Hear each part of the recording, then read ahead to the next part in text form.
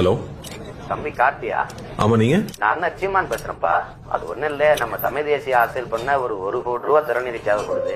அதான் நீ இப்ப ரெடி பண்ணனா நான் தம்பியை விட்டு வாங்கிட்டு வந்துடுறேன். எப்படி தம்பி, ரெடி பண்ணுவீங்களா?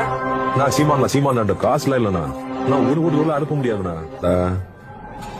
என்னாச்சு? ஏதோ சீமான் பேசுறாரு, திறநிதி வேணும், 1 கோடி ரூபாய் அனுப்புன்னு கேட்கிறாரு. முதல்ல போனை கட் பண்ணு. இன்னும் கொஞ்ச நேரத்துல தம்பிங்களோட வீட்டுக்கே வருவான்.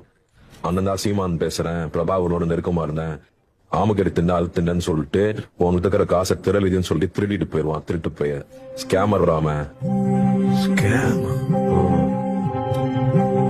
நான் சீமான் அண்ணன் பேசுறேன். நான் பிரபாகரோட போட்டோ எடுத்தேன், ஆமக்கறி தின்னேன், அப்புறம் இட்லிக்குள்ள கறி வச்சு தின்னேன் அப்படின்னு பலவிதமா போய் சொல்லுவான். ஏமாந்துடாதீங்க. உங்க உணர்ச்சி தோண்டியும் உங்க காசை புடுங்குறது தான் இந்த மாதிரி எச்சைங்களோட வேலையே.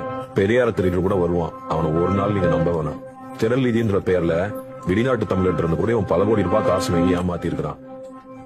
இதுல ஏமாந்தவங்க இந்திய தமிழர்கள், மலையாள தமிழர்கள், அப்புறம் இலங்கை தமிழர்கள், வில்லர் தமிழர் பேதமே இல்லை.